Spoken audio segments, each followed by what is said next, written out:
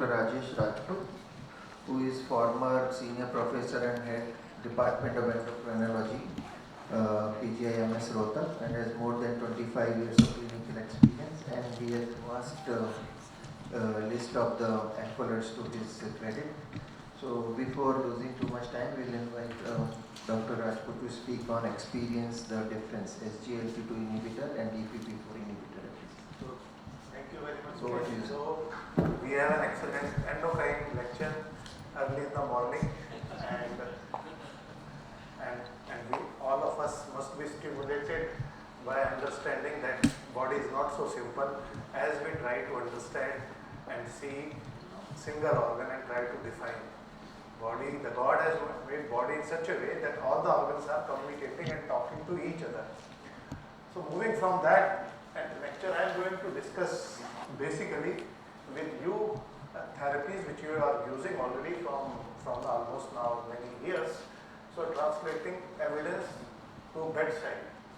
And if we see type 2 diabetes, it's a major healthcare problem. All of us know it's a high prevalence, but what is more important is it is not only diabetes.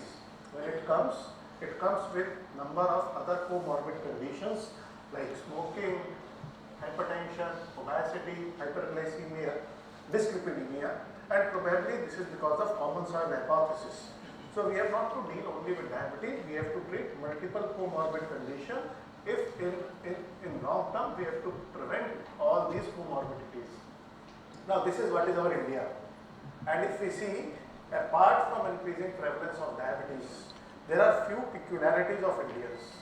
We develop diabetes at a lower BMI, we have more visceral adipose tissue at a same body fat, and there is a famous YY paradox all of us knows. Then we are more inherently insulin resistant, and at same degree of insulin resistant, we are having more severe beta cell dysfunction. So whatever form of therapies we are using, we have to address this beta cell dysfunction right from day one. Apart from that, we have high CRP, characteristic dyslipidemia, which include high TG, low HDL, and almost normal LDL cholesterol. So we are inherently distinct from Caucasian population. Therefore, we have to understand that we are not going to blindly follow what our Western guidelines guides us. So we have to understand these differences. Now this is from UK PDS. I do not know how many of you know actually. If you see Asian Indians, at every degree of diabetes, any diabetes related endpoint is significantly higher in Asian Indians as compared to Afro-Caribbeans and white Caucasians. So not only diabetes related morbidity and mortalities are also higher. This is all our Indian studies done by Mishra et al., where you have seen that in South Asians, nephropathy develops at least 10 years earlier. And not only that, it developed earlier. You see the graph of decline in EGFR. It progresses also faster. So we have to be quite aggressive if we have to prevent progression of the patient from development of DKD to end-stage renal disease. So what should be the ideal drug for treatment of diabetes? To my mind, these are all the characteristics of an ideal drug. Control both fasting and postprandial, then only it will bring HbA1c to target, should have 24-hour duration of action, so that number of pills will be reduced.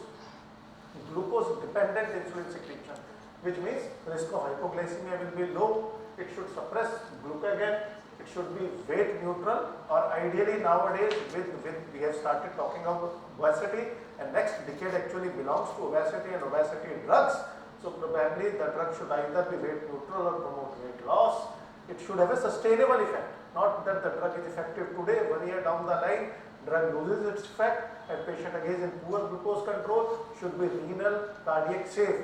But unfortunately, none of the drug fulfills all the criteria. And if you see, we have number of drugs available. When we were students, the life was very easy. There is only one glibenclamide, one metformin, that's all. No data, nobody used to talk about all these complex things. There is only one insulin. We does not talk about long-term outcomes. Now we have omnious uptake, we have number of drugs, and if you see the characteristics of each individual drug, probably no single drug will target all pathophysiological defects in patients of type 2 diabetes, which means gone are the days where monotherapy is a rule in type 2 diabetes initially, then stepwise approach to 2 drug, then to 3 drug. Probably right from day 1, now we have enough evidence that polypharmacy is a rule in type 2 diabetes, because we have to understand number of pathophysiological defects. Today I am very briefly going to discuss with you regarding DPP4 and SGLT2 with special focus on linagliptin and empagliflozin. Now I will show you the evidence. Now this is human pancreatic islet beta cell received from people who have brain dead and died.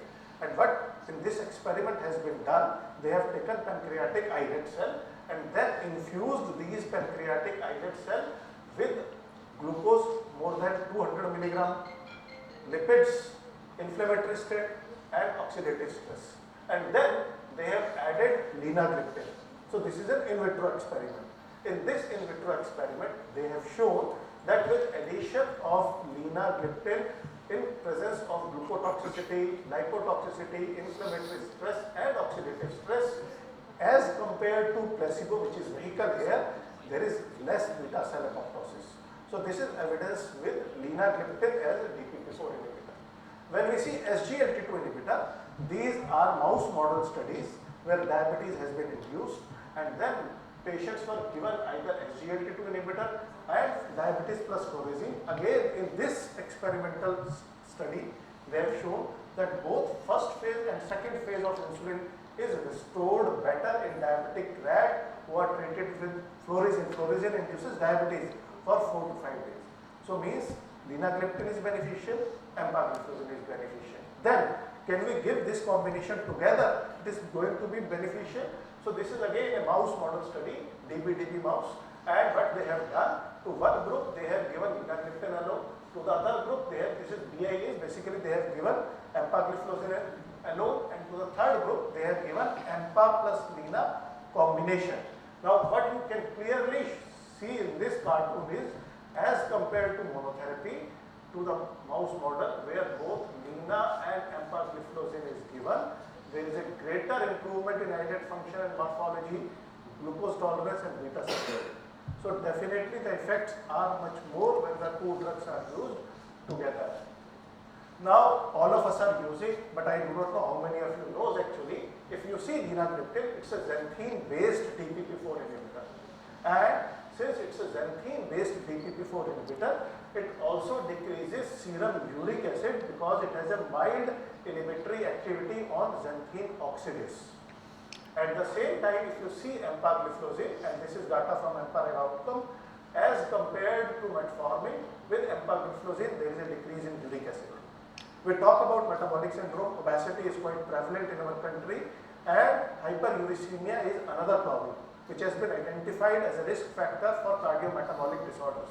So when we are using combination of lina plus empa, because of mechanistic aspect, there is an additional positive fall in serum uric acid apart from the other benefits of this class of agent.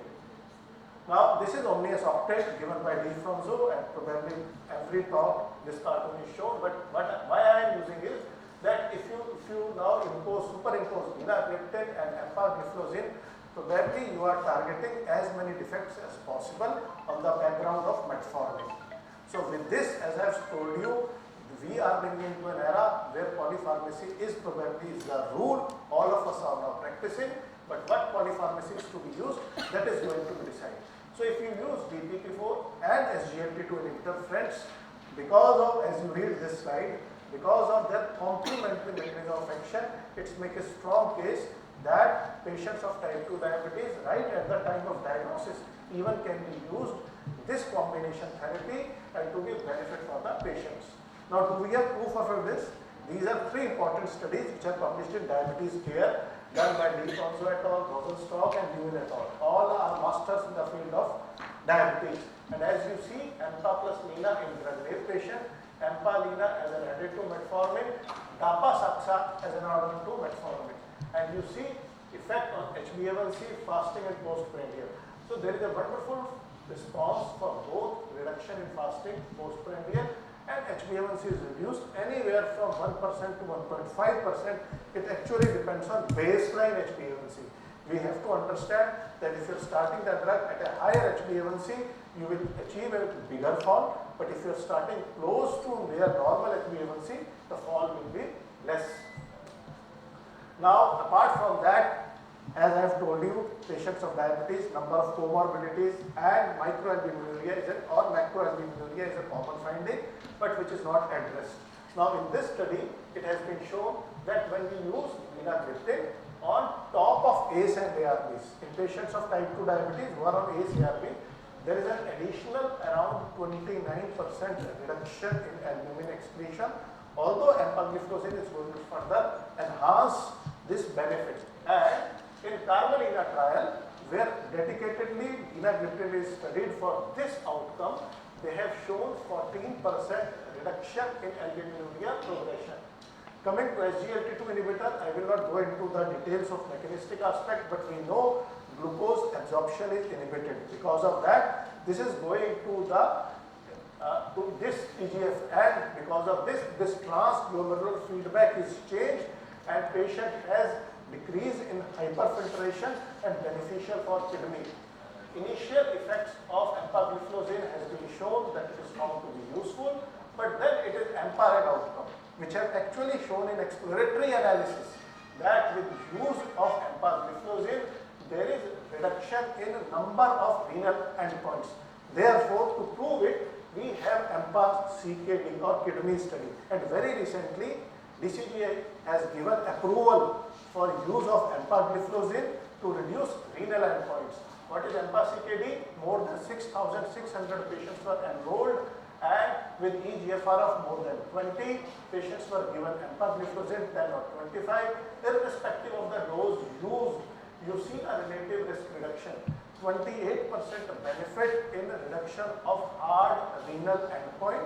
Apart from that, hospitalization for heart failure, hospitalization from any cause is reduced, and therefore it has been found that with use of empagliflozin at various stages of DKD, the gliflozins are found to be useful. Now, based on that, in February 2024, DCGI has also given an approval that to reduce the risk of sustained decline in eGFR, that is between 30 to 90, end-stage renal disease, cardiovascular death and hospitalization in adults with chronic CKD, empagliflozin can now be used. So when we are using this combination, it is going to provide us number of benefits. Lastly, this is very recent meta-analysis published in 2023, where cardiovascular and renal outcome when you are using combination, and this is a meta-analysis of cardiovascular outcome trial. Now, this meta-analysis has shown that when we are using combination therapy, it has a beneficial effect on CV death, hospitalization of heart failure as compared to using SGLT2 alone. Not only that, when we are using this combination, there are number of other benefits.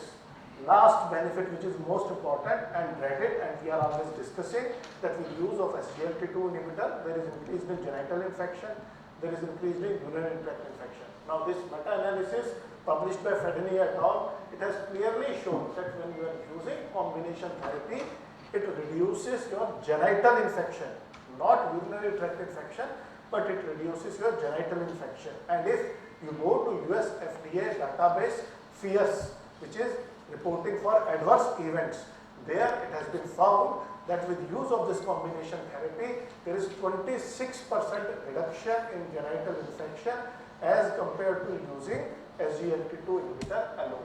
So friends, when we are discussing about DPP4 and SGLT2 combination, they are not newer class. We are using individual drugs now more than a decade, but with availability of these FDC, they provide us two drugs within a single pill, where we can target number of pathophysiological pathway, we can target number of extra metabolic benefits, and probably we have to understand, because we are living in a country where anybody can produce anything. All combinations are not same. When somebody is promoting to us their own combinations, which are available only in our country, not available anywhere outside this country, we have to ask them the hard evidence, the benefits, which are shown by that combination either alone or in combination in large group of type 2 diabetic patient. Whether it is Indian, it is fine, but they have to show some evidence. It is not that there is no evidence with a particular combination and we are just simply using for so many different reasons. So friends, we have to understand we require fresh thinking rather than predetermined or predictable thinking, because practicing medicine is an art of interpretation of science and its application to human health, behavior and disease. To conclude with, to the world you might be a person which all of us are, but to the person which is our patient, you are like the world. So please offer them the best possible evidence-based medicine rather than empirical therapies. Thank you very much. Thank you, Dr. Rajput, for concluding.